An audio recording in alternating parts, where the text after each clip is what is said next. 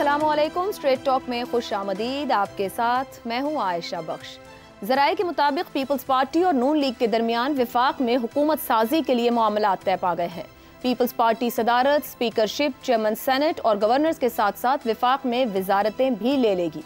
ये बात इसलिए हैरत की है कि गुज़श्ता रोज ही पीपल्स पार्टी के चेयरमैन बिलावल भुट्टो जरदारी ने कहा था कि वजारत उज़्मा के लिए नून लीग को वोट दिया जाएगा मगर वजारतें नहीं ली जाएंगी। ताहम इस वक्त मुल्क को बहरान से निकालने के लिए वाहिद मुमकिन हल भी दिखाई दे रहा है कि पीपल्स पार्टी विफाकी हुकूमत की ओनरशिप लेते हुए हुकूमत में शामिल हो जाए। अगर पीपल्स पार्टी हुकूमत में शामिल होती है तो नून लीग हुकूमत बनाने के लिए किसी और जमात की मोहताज भी नहीं रहेगी। पीपल्स पार्टी की हुकूमत में शमूलियत का फैसला कई अहम सवालात को जन्म दे रहा है। क्या पीपल्स पार्टी ने खुश दिली के साथ ये फैसला किया है? क्या पीपल्स पार्टी ने मुस्लिम लीग नून की माशी पॉलिसियों का दिफा करने को साथ खड़ी रहेगी? क्या नून लीग अपनी हुकूमत साजी के लिए पीपल्स पार्टी से ब्लैकमेलिंग का शिकार रहेगी? और सबसे बढ़कर क्या ये सेटअप मुल्क को सियासी और माशी इस्तेहकाम दे पाएगा? PDM 1 के तजर्बे से तो साबित हुआ कि अप्रैल 2022 से लेकर अगस्त 2023 तक मुल्क में ना सियासी इस्तेहकाम रहा और ना ही माशी। अब हुकूमत साजी से पहले ही राना सनाउल्लाह कह रहे हैं कि पीपल्स पार्टी अपनी साख बेहतर बना रही है और नून लीग की साख खराब कर रही है।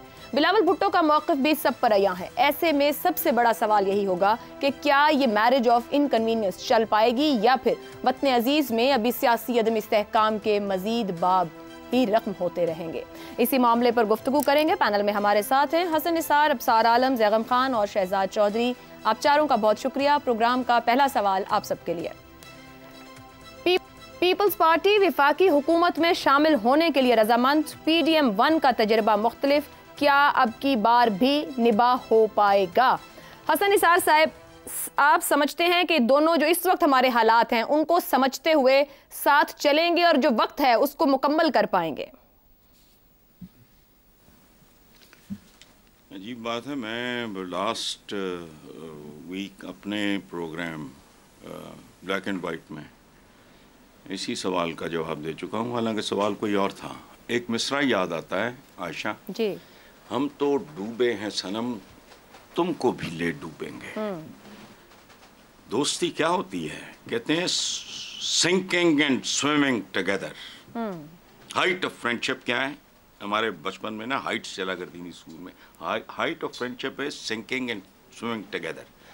बाकी बिलावल का ये जुमला बड़ा प्यारा है, मुल्क को बहरान से 76 सालों में बहरानों से निकला नहीं, अभी निकालेंगे ये माशाल्लाह।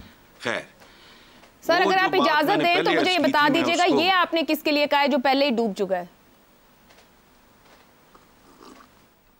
दोनों। अच्छा, दोनों ही। तो फिर तो तैर जाएंगे। अगर दोनों ही डूबे हैं तो एक दूसरे के हाथ से तैर जाएंगे। मशरूत है। नहीं, मैं सुन लें, मैं आई वाज वेरी क्लियर। आप तो आज सवाल पूछ रहे हो ना, मैंने बताया है ना, ब्लैक एंड वाइट रिकॉर्ड पे मौजूद है, वो देख लें कि ये होना था। उसकी वजह है कि भाई ये मीठा मीठा हाफ हाफ कड़वा कड़वा थू है, नहीं भुगतो, चलो भुगतो, पर कमाया भुगतेंगे। चलो मैं, अच्छा ये मैंने जो जुमला बोला था उसको मैं रिपीट कर देता हूँ, उससे ज़्यादा कहने को मेरे पास कुछ नहीं है कि PDM की हुकूमत थी पार्ट 1। PDM ये जो निगरानी हैं ये है पार्ट 2। आइंदा होगा PDM पार्ट 3 और ये सीरियल या सीज़न जो भी आजकल कहते हैं, मुझे मॉडर्न टर्मिनोलॉजी का नहीं पता, वगैरह का आखिरी एपिसोड होगा जो तारीख में भुलाया नहीं जाएगा। यादगार किस्म के मामलात होने वाले हैं, आप ये कह रहे हैं? मैंने अर्ज कर दिया ना जी, ठीक है, सिर्फ रिपीट किया अपने आप को। अब सर साहब, कौन डूबा किसे ले डूबेगा ये लहदा रखते हुए बिलावल भुट्टो बार बार विफाकी हुकूमत में शामिल ना होने का ऐलान कर चुके थे। आपके ख्याल में पीपल्स पार्टी ने मजबूरी के तहत ये फैसला किया है? दोनों ही जमातें मजबूर हैं? क्योंकि पहले ये कहते रहे, जिसको हसन साहब की ज़बान में मैं PDM 2 कहूँ, बल्कि PDM 1 कहूँ, जो गुजर गया कि हमने सियासत दे दी रियासत के तहफ़्फ़ुज़ के लिए। तो फिर अभी ये दोनों क्या कर रहे हैं? अभी जितनी थोड़ी बहुत सियासत रह गई है वो भी देंगे रियासत के नाम पे, तो ना रियासत को कोई फ़ायदा हुआ पिछली दफ़ा, ना सियासत को हुआ। और आपने पूछा ये मजबूरी में कर रहे हैं? हाँ, मजबूरी में कर रहे हैं। इनको अगर मौका मिले तो अभी दुड़की लगा दें दोनों, लेकिन नहीं लगा सकते। सर क्यों मौका क्यों नहीं है? लगा दें दुड़की, किसी ने कान से पकड़ के बिठाया हुआ इन्हें। हट जाए पीछे, क्या हमारे पास नंबर है, हम नहीं बना सकते हुकूमत। तकरीबन कान से ही पकड़ के बिठाया हुआ है, वरना दुड़की लगा चुके होते अगर हिम्मत होती। क्या कह रहे हैं अफसार साहब? दुड़की का जवाब नहीं, मैं ये कह रहा हूँ, आपने पूछा है तो मैं कह रहा हूँ। और मैं आपको बताऊँ, अगली हुकूमत, वफाकी हुकूमत जो है ना, अभी मैं आप हसन निसार साहब से बात कर रही थी, मेरे जहन में एक इमेज उभर रहा था। आपने अफगानिस्तान का एक खेल है बुज़कशी, तो मुझे लग रहा था वफाकी हुकूमत उस दुम्बे की तरह होगी, सरकटे दुम्बे की तरह, जिसको तमाम सूबे और दूसरे इदारे जिनको पैसे चाहिए होते हैं वो भंबोड़ रहे होंगे अगले जितने अरसा भी ये हुकूमत रहती है वफाक की। और उस जो बुज़ है, क्योंकि वो तो उसका तो सर कटा होता है, वो कुछ नहीं कर पाएगा। कभी कोई सूबा उधेड़ के उसे ले जाएगा, कभी ये अली अमीन गंडापुर साहब कहने साडा हक ऐथे रख, वो खींचेगा, पंजाब अपने फंड्स के लिए खींचेगा, सिंध में ज़ाहिर है कोलिशन गवर्नमेंट भी है, PDM2 भी है, वो अपने फंड्स के लिए खींचेंगे, बलूचिस्तान में अलग वो अपना उसे हिस्सा चाहिए होगा। तो अजीब ही कड़मास नजर आ रहा है। नहीं सर, कड़मास क्यों होगा? पंजाब में नून लीग की हुकूमत होगी, सिंध और बलूचिस्तान में भी ये दोनों होंगे, तो 3 सूबों में तो यही हैं जो वफाक में होंगे, तो गड़मास तो ये खुद ही डालेंगे अगर डालेंगे। लेकिन तीनों सूबों में अलग अलग सियासी जमातों की हुकूमतें होंगी, ये भी आप देख लें। सिंध में पीपल्स पार्टी की होगी, पंजाब में PMLN की होगी, KPK में PTI की होगी, और बलूचिस्तान में ज़ाहिर कोलिशन होगी जिसमें शायद मौलाना साहब को भी अब हिस्सा मिल जाए। तो ये आप सोचें कि जब 18वीं तरमीम के तहत फंड्स ज़्यादातर जो हैं वो सूबों को जाएंगे और सूबे अपना अपना हिस्सा लेके अपना काम करेंगे, उन्हें परवाह नहीं होगी वफाक में क्या हो रहा है। वफाक के पास अभी भी इतने फंड्स नहीं हैं कि वो अपने डे टू डे खर्चे चला सके, वो तनख्वाहें देने के लिए उनके पास पैसे नहीं होते सूबों को उनका हिस्सा दे के, तो वो तो तनख्वाहें तक कर्ज लेके देते हैं। IMF से मुआहिदा उन्होंने करना है, कंडीशन IMF की उन्होंने नाफिज करनी है, बिजली की कीमतें उन्होंने बढ़ानी है, पेट्रोल की कीमतें उन्होंने बढ़ानी है, बाहर से सरमायाकारी उन्होंने लानी है। सूबे तो हाथ पे हाथ रख के बैठे रहेंगे। हालांकि चाहिए तो ये कि सूबे खुद भी बाहर से इन्वेस्टमेंट लेके आएँ, और अगर किसी सूबे में कोई अकल आ गई और वो बाहर से सरमायाकारी लेके आएँ तो शायद वो सूबा तरक्की कर जाए। लेकिन बज़ाहिर जो लग रहा है वो PDM की हुकूमत जो है दूसरी दफ़ा आएगी, वो कोई अच्छी खबर नहीं आ रही मुझे तो। अच्छी खबर नहीं लग रही अफसार साहब को। शहजाद साहब, PDM1 में अहम तैनातियों के बायस और जो भी हालात थे उस वक्त, 2 तैनातियां उधर होनी थी DGI और COS की, फिर पॉलिटिकल सिचुएशन, PTI जहां खड़ी थी, ये लोग साथ खड़े रहे, मुत्तहिद रहे। इससे पहले एक नाकाम तारीख मौजूद है, 2008 की बात करें, एक विफाक में दूसरे के साथ नहीं चल सके, फिर पंजाब में नहीं चल सके। अब कौन से ऐसे फैक्टर्स हैं जो मुत्तहिद रखेंगे, यानी ये निबाह बना रहेगा और चलता रहेगा?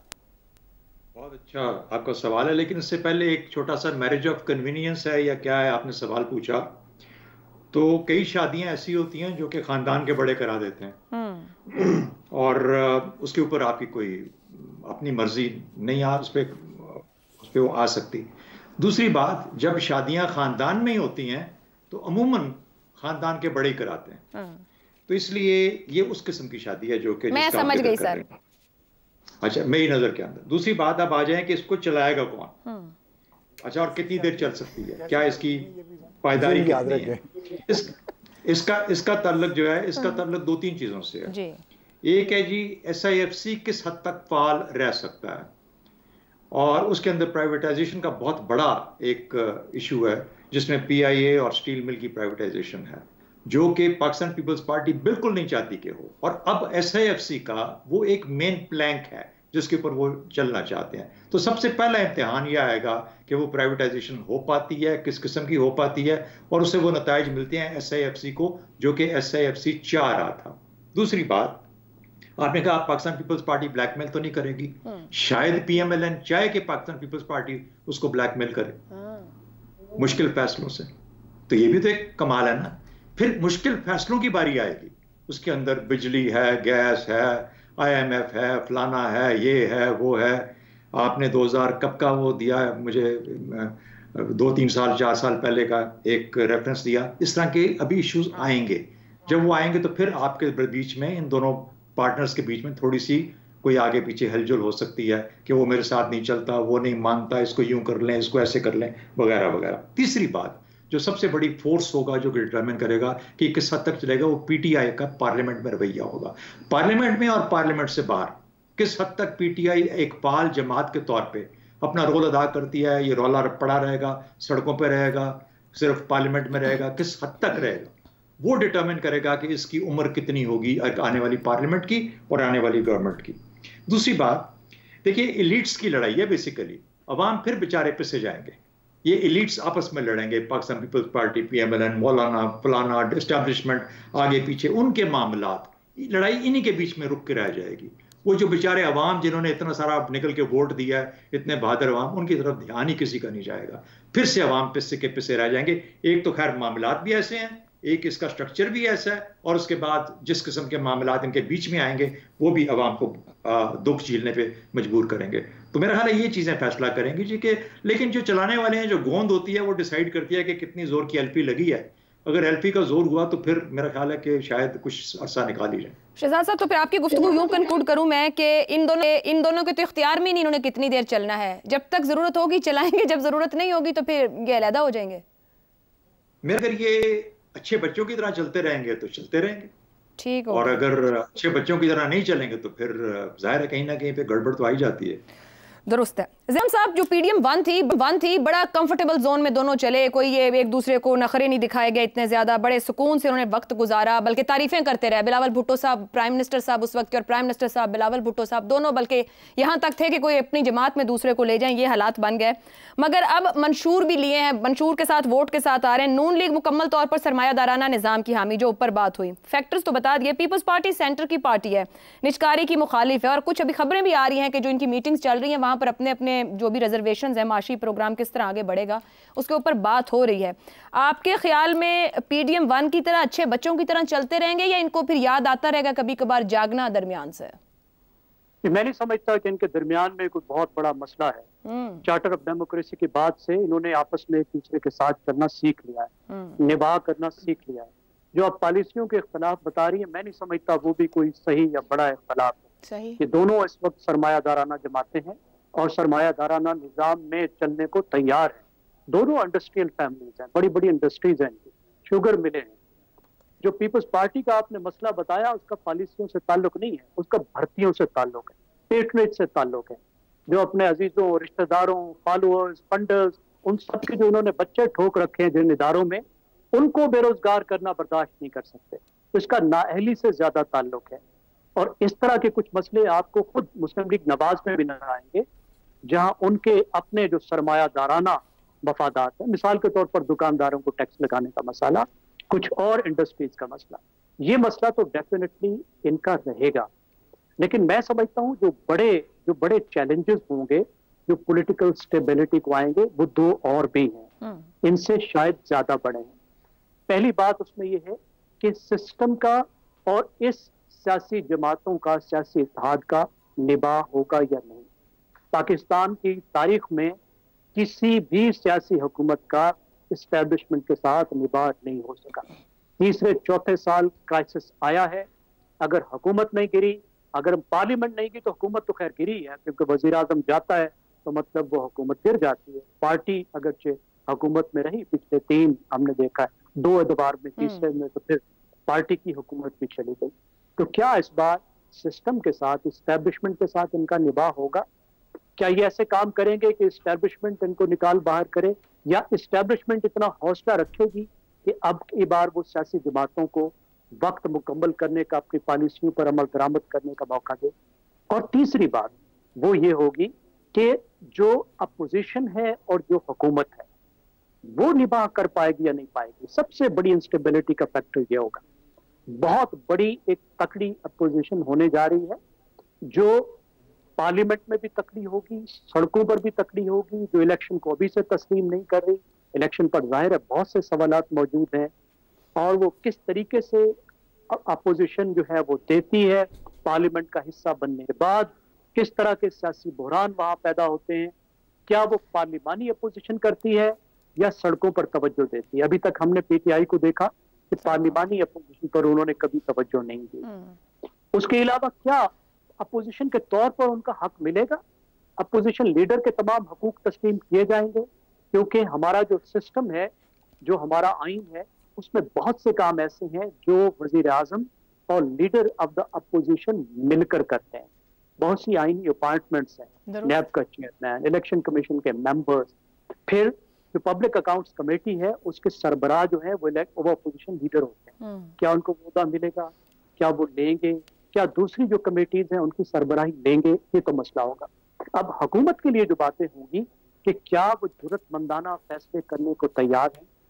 ऐसी पार्टियां जो समझती हैं कि उनका पहले ही जो सियासी कैपिटल है, सियासी सरमाया वो खत्म हो चुका है, वो ब्रिंक पर है, बिल्कुल चट्टान के किनारे पर खड़ी है। ज़ैम साहब, इसी पर एक सवाल जो ऊपर बात हुई, जब आप पॉलिटिकल कैपिटल की बात कर रहे हैं तो ऊपर कहा गया कि ऑप्शन ही नहीं है इन दो के पास। आपसे सवाल ये है कि दोनों जानिब कहीं ना कहीं अंदर से रिजर्वेशन अंदर की हद तक सियासी जमातों में, बिलावल भुट्टो तो खैर खुल के बोले, ये पीछे हट सकते हैं इस पोजीशन से? इनके पास ये ऑप्शन मौजूद है कि ये हुकूमत साजी की तरफ ना जाए, दोनों पीछे हट जाए? नहीं, हुकूमत साजी की तरफ तो डेफिनेटली जाएंगे। ये तो टेम्पटेशन से भी नहीं रुक सकते, इनके पास मौका ही नहीं है, क्योंकि हुकूमत साजी नहीं जाएंगे तो इनको जो घाटा है वो कहीं ज्यादा बड़ा पड़ेगा। सवाल ये है कि हुकूमत लेने के बाद क्या ये उन पॉलिसियों पर अमल करेंगे जिनकी इस वक्त कौम को जरूरत है, और जिन पॉलिसियों पर अमल करने के नतीजे में कम से कम पहले 2-3 साल में इनका सियासी सरमाया बहुत रिस्क पर होगा। ठीक हो गया। वो ये सिर्फ उस वक्त करेंगे अगर इनको ये अंदाजा होगा कि हमारे पास वक्त है।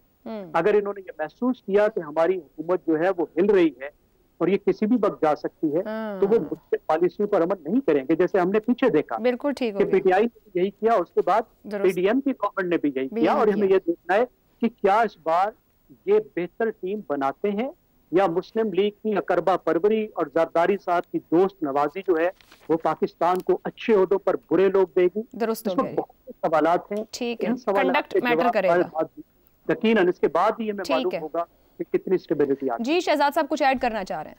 सियासी सरमाए में मैं बात करना चाह रहा था कि जो पॉलिटिकल कैपिटल है वो पीएमएलएन का तो जिस किस्म की एक लार्जर परसेप्शन है, अनफॉर्चुनेटली वो जायल हो चुका हुआ है पहले से, और ख्याल था कि नवाज शरीफ साहब के आने के बाद वो रीबिल्ड कर पाएंगे, जो कि उस लेवल पे नहीं हो पाया जिस तरीके से तवक्को की जा रही थी। गो के वो गवर्नमेंट में आ जाएंगे, पंजाब में भी आ जाएंगे, लेकिन किस किस्म की गवर्नमेंट्स होगी, आज वो सवाल बड़े बड़े खड़े हो गए हैं। इसका मतलब पॉलिटिकल कैपिटल उस लेवल तक नहीं गया जहां पर के तवक्को की जा रही थी। लेकिन जो सबसे बड़ा पॉलिटिकल कैपिटल का सियासी सरमाए का नुकसान है वो बिलावल भुट्टो का या पाकिस्तान पीपल्स पार्टी का है, जिसने बहुत मेहनत करके अपना थोड़ा बहुत कैपिटल बढ़ाया, और वो सबका सब वालिद साहब की उसकी क्या कहते हैं मफामाना पॉलिसियों के नीचे वो सारे का सारा ढेर हो गया, खत्म होता जा रहा है। उसको रिटेन करना, मेंटेन करना, और इस सारी चीज के बाद इम्पॉसिबल हो जाएगा। दूसरी बात, आपने कहा कि इनके पास, पार्टियों के पास, दोनों के पास ऑप्शन है या नहीं है।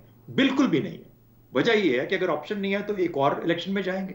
अगर ये गवर्नमेंट ही बनाते और पीटीआई को भी नहीं देते गवर्नमेंट, तो फिर इसका मतलब ये है कि पूरे का पूरा इस दफा अगर बल्ला मिल गया साथ इसके, तो फिर जो थोड़े बहुत निशानात रह गए ये भी बिल्कुल खत्म होकर रह जाएंगे। ये रिस्क इस मौके पे, इन टाइम्स के अंदर मेरा ख्याल है ये दोनों पार्टियां नहीं ले सकती, इसलिए गैर मुमकिन है कि वो ये कहें कि हम हुकूमत नहीं बनाएंगे। हसन निसार साहब एक जवाब दीजिएगा कि हुकूमत एक फैक्टर है, ऑपोजिशन दूसरा फैक्टर है, और बड़े यानी कि जिन्होंने बिठाना है और इनको मुत्तहिद रखना है और चीज़ों को चलाना है वो तीसरा फैक्टर है। सबसे बड़ी जिम्मेदारी किस पर आयद होगी कि अगर एक हुकूमत खड़ी हो रही है वो चल जाए और डिलीवर कर जाए? सबसे बड़ा किसके ऊपर है रिस्पॉन्सिबिलिटी कि वो बिहेव करे सबसे ज़्यादा? ये देखें, बात सुने, अभी शहजाद साहब बात कर रहे थे कि नवाज शरीफ के आने से ये उम्मीद थी और ये थी वो थी। मेरा तो तकिया कलाम था कि ब्लफ कॉल हो जाएगा, ये आए। It was written on the wall. इसी तरह ही ये भी रिटन ऑन द वॉल है कि नहीं होना, मुमकिन ही नहीं है। आप रेत निचोड़ रहे हो कि इसमें से आबे जमजम निकलेगा, नहीं होना। सर कौम के 50 अरब रुपए बल्कि इससे भी ज्यादा लग गए। ये तो इंतजामी तौर पे कोई मजाक तो नहीं है कि एक इलेक्शन हुआ है और उसके बाद निजाम खड़ा हो और वो किसी काम का ना हो। सुभान अल्लाह, सुभान अल्लाह आयशा, सुभान अल्लाह। आपका मैं सदका उतारूंगा।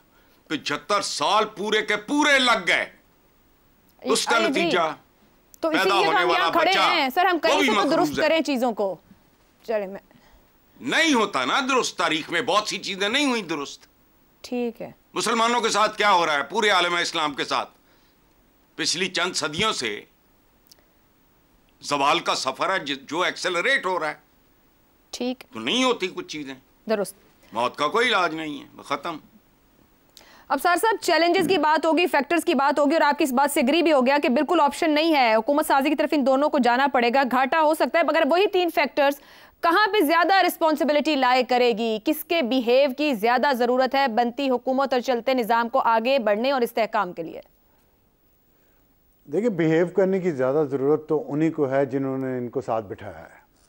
और जहाँ तक जिम्मेदारी की बात है, जिम्मेदारी पार्लियामेंट पे सबसे ज़्यादा है, जिसमें हुकूमत भी है, अपोजिशन भी है। अगर दोनों एक दूसरे को एक्सेप्ट कर लेंगे और जो पैरामीटर्स तय किए हैं आइन ने उसके मुताबिक चलेंगे, तो फिर तो शायद ये थोड़ा अरसा चल सके और आगे बढ़ सके हम। वरना जिस हम गड्ढे में गिरे हुए हैं और जो मूड लग रहा है अपोजिशन का, ख़ास तौर पे पीटीआई का, और उससे तो मुझे नहीं लग रहा कि ये बहुत ज़्यादा अरसा चलेगा। तो लेट्स सी कि बिहेव कौन करता है और जिम्मेदारी पार्लियामेंट लेती है कि नहीं लेती। दुरुस्त हो गया जी। एक ब्रेक पे चलते हैं। ये जो बात हो रही है पार्लियामेंट, सब एक दूसरे की मैंडेट को तस्लीम करें और अपने अपने किरदार के साथ आगे बढ़ें। क्या वाकई ऐसा हो पाएगा? क्योंकि इलेक्शन हुए अब तकरीबन 10 दिन से ज्यादा का वक्त हो गया, मगर अभी तक धांधली की आवाजें और रोज कोई नया मामला सामने है। क्या ये हमें आगे बढ़ने देगा? इस ब्रेक के बाद प्रोग्राम में एक बार फिर खुशामदीद। साबिक कमिश्नर रावलपिंडी लियाकत अली चट्टा के इल्जामात ने मुल्क में एक तरह का सियासी भूचाल बर्पा कर दिया है। कमिश्नर जैसे अहम ओहदेदार का रावलपिंडी डिवीजन में 13 हारे हुए उम्मीदवारों को जितवाने का इल्जाम इतना संगीन है जिसकी तहकीकात को लाजमी तौर पर किसी मंतकी नतीजे तक पहुंचना चाहिए। लियाकत अली चट्टा के इल्जामात से कई अहम और हल तलब सवालात भी जन्म ले रहे हैं, जैसे कमिश्नर ने आरओ ना होते हुए कैसे इतनी बड़ी धांधली कर ली? उनके पास क्या ठोस सबूत हैं कि उन्होंने आरओज के साथ मिलकर धांधली की? ये धांधली किसके कहने पर की गई? आज 6 डीआरओज ने लियाकत अली चट्टा के इल्जामात को गलत करार क्यों दिया? कमिश्नर रावलपिंडी इतने दिन खामोश क्यों रहे? कमिश्नर इस मामले में चीफ जस्टिस पाकिस्तान पर क्यों इल्जाम लगा रहे हैं? क्या कमिश्नर किसी दबाव या ब्लैकमेलिंग का शिकार होकर ये इल्जामात लगा रहे हैं? उन पर होने वाली करप्शन इंक्वायरीज की क्या नौयत है? अगर उन पर करप्शन के इल्जामात थे तो उनको रावलपिंडी की आला तरीन पोस्ट पर फाइज ही क्यों किया गया? इसी तरह अगर किसी को धांधली करवानी ही थी तो फिर वो रावलपिंडी डिवीजन में ही क्यों करवाई गई? फैसलाबाद, गुजरांवाला, लाहौर डिवीजन में धांधली क्यों नहीं करवाई गई? और सबसे बढ़कर अगर साबिक कमिश्नर रावलपिंडी के इल्जामात में मुकम्मल नहीं, किसी हद तक भी सच्चाई है, तो धांधली के जिम्मेदारों को बेनकाब करके उनके खिलाफ क्या सख्त कानूनी कार्रवाई करनी चाहिए? इसी पर गुफ्तगू करेंगे। पैनल के लिए सवाल। साबिक कमिश्नर रावलपिंडी के संगीन इल्जामात, इंक्वायरी कमेटी फाल, 3 दिन में रिपोर्ट, क्या नतीजा खेज कार्रवाई मुमकिन हो पाएगी? हसन निसार साहब। पहली बात तो ये है कि तकरीबन सब ने आप समेत ये बात की है कि उम्र पार्लियामेंट की और बड़े फिक्रमंद है माशाल्लाह। अल्लाह इस बच्चे को लंबी उम्र अता फरमाए। आमीन। शहजाद साहब के और मेरे तो खैर जाती भी बहुत गहरा ताल्लुक था। एक शेर सुन लें, उम्र कितनी होगी? उम्र को मारें गोली। मुनीर नियाजी साहब का एक शेर है, मेरी सारी जिंदगी को बेसमर उसने किया, मेरी सारी जिंदगी को बेसमर उसने किया, उम्र मेरी थी मगर इसको बसर उसने किया। वाह। अब चलते हैं आपके सवाल की तरफ, जिसने मुझे अपना मस्खरों जैसा मीडिया याद दिला दिया कि एक सरकारी मुलाजिम, एक सरकारी अफसर के इंकशाफात पे लीड्स, सुपर लीड्स, सनसनी, एक्शन से भरपूर, शाहकार, हम भी उसके विक्टिम और बैठ के गुफ्तगू फरमा रहे हैं यहाँ, जबकि हम में से क्या हम सारे नहीं जानते कि यही सब कुछ ज़बान ज़दे आम था और सिर्फ अवाम के नहीं, जो पॉलिटिकल एलीट सो कॉल्ड है, एलीट तो इस मुल्क में है ही नहीं, लेकिन बहरहाल सिर्फ अवाम नहीं, ख़ास भी यही विर्द कर रहे थे। तो उसने कौन सा नया इंकशाफ किया, मुझे ये बता दें। और ये कहना कि इसको नहीं पता तो उसको नहीं पता तो उसकी ये पोजीशन हो, भाई कमिश्नर के इल्म में ना हो को बात।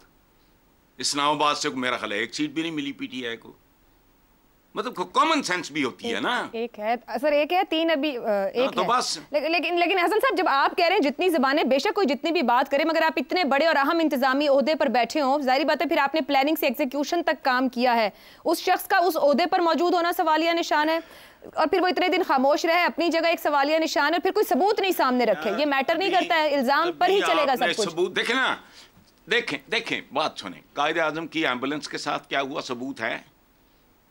हमूद रहमान कमीशन, कोई उसका आज तक फैसला हो सका? Who was really responsible?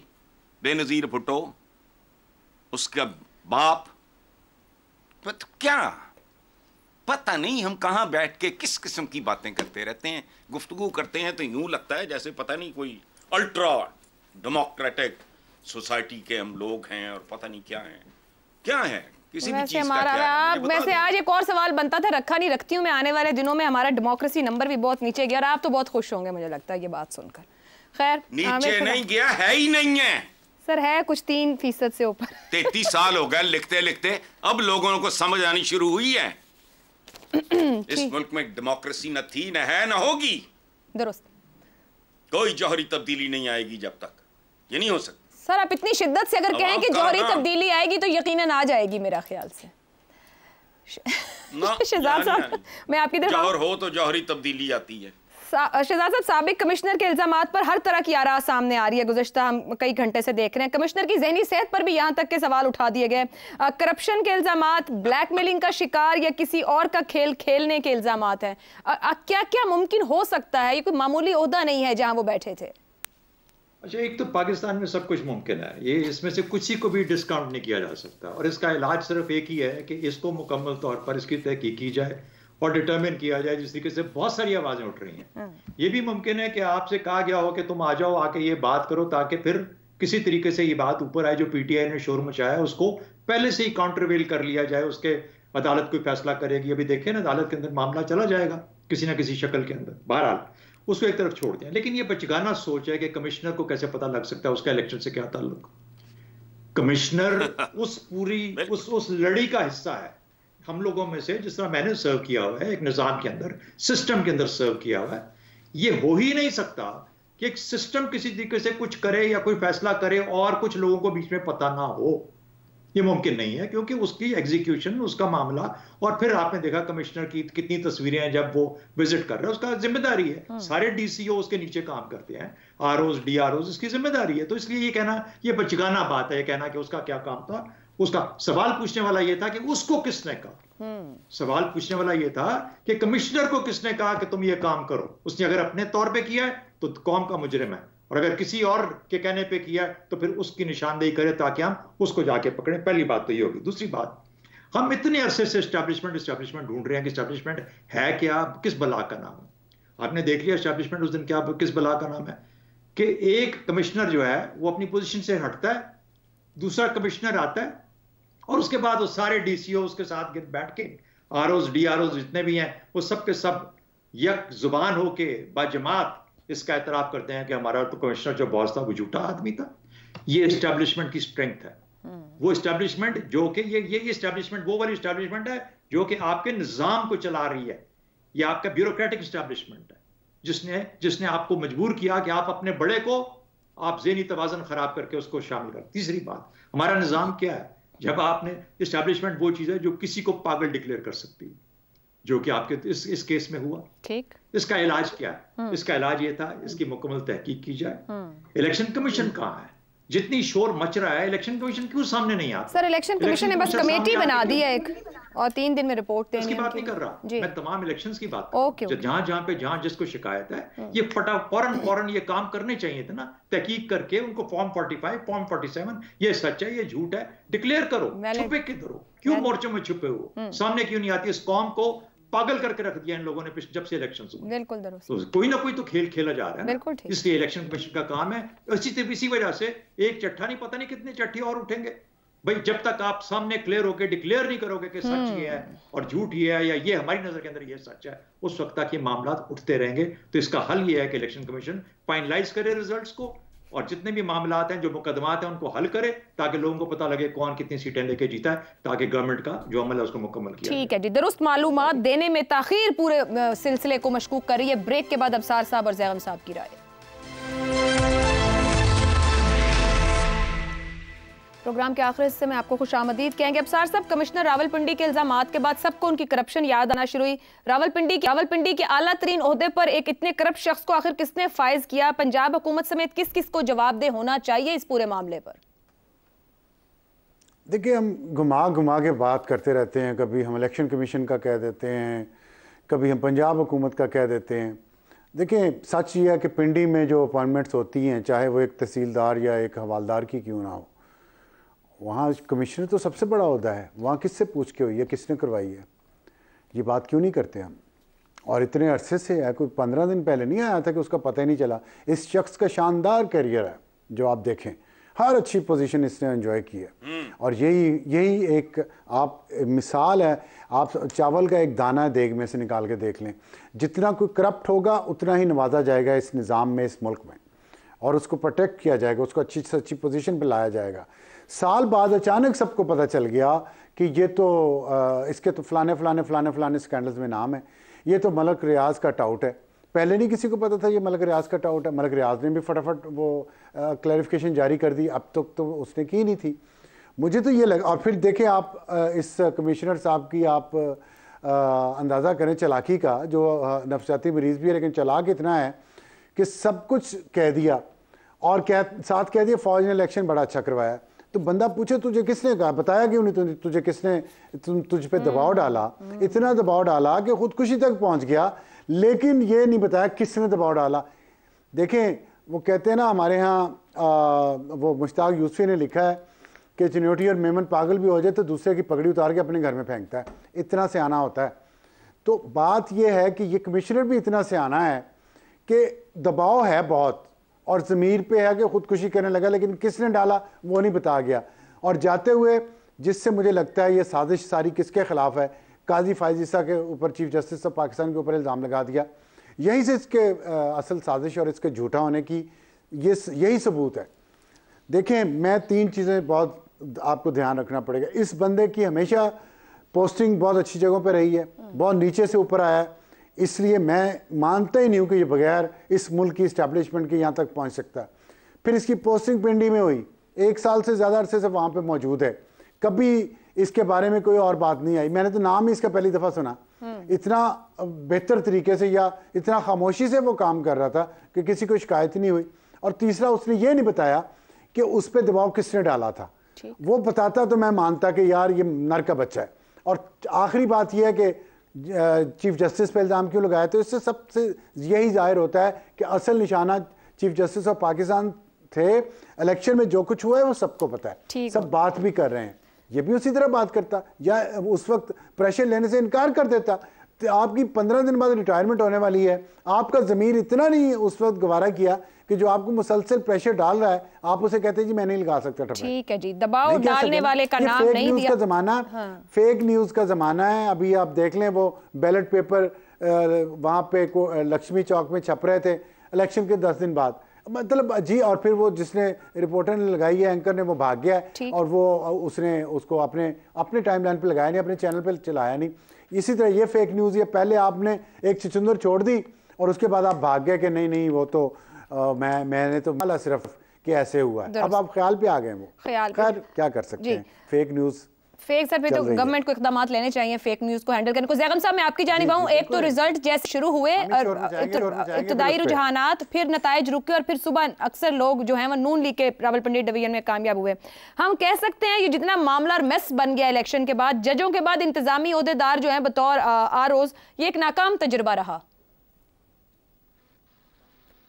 देखिए इस मुल्क को बहरहाल ब्यूरोक्रेसी ने चलाना है।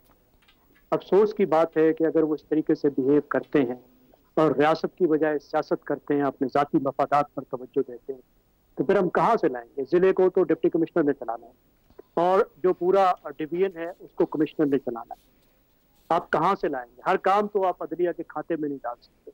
आपने इनको डीपोलिटिसाइज करना है और रियासत के कामों पर लगाना है, इनको किसी प्रोजेक्ट का हिस्सा नहीं बनाना। अब इतनी अफसोसनाक बात है कि जो कुछ उन्होंने कहा कमिश्नर ने, वो जिस माहौल में कहा उस पर तवज्जो देने की जरूरत है कि इस वक्त खुद पीडीएम की जो हिस्सा थी, जो जमातें, वो भी करप्शन चिल्ला रही है, जीडीए भी करप्शन चिल्ला रही है, जेयूआई भी करप्शन चिल्ला रही है। ये सिर्फ पीटीआई नहीं कह रही है। अब रावलपिंडी डिवीजन की बात है, 6 जिले हैं और इन 6 जिलों के 6 डिप्टी कमिश्नर के ऊपर ये कमिश्नर बैठा हुआ था। सही, ये सवाल पे कोई असर रसूख नहीं था उसका, ये तो कोई बात ही नहीं है।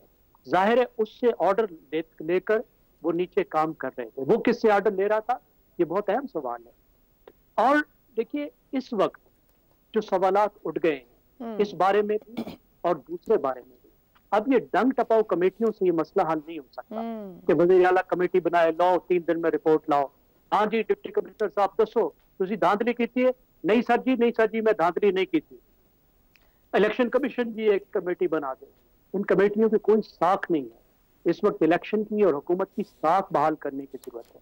उसके लिए कम अज कम नहीं, कमीशन ऑफ इंक्वायरी एक्ट के तहत एक कमीशन बनाना होगा, और वो कमीशन जो है वो लाजमी है कि उस पर तमाम स्टेक होल्डर्स का इत्तफाक हो, या चीफ जस्टिस से कहना होगा कि वो जुडिशल कमीशन बनाए, या फिर 184(3) के तहत सुप्रीम कोर्ट को इसको सुओ मोटो के तहत उठाना होगा, या जब किसी की शिकायत आए तो 184(3) के तहत इसको उठा के इसका पूरी तरीके से इसको किसी लॉजिकल कंक्लूजन तक पहुंचाना होगा। ठीक है जी, लॉजिकल कंक्लूजन, यानी बात यहाँ कि निज़ाम को चलाने के लिए कॉम्प्रोमाइज्ड लोग दरकार रहे, और आज चलते चलते निज़ाम ही कॉम्प्रोमाइज्ड हो गया है। आज के लिए इतना ही, मुझे इजाज़त दीजिए, अल्लाह हाफ़िज़।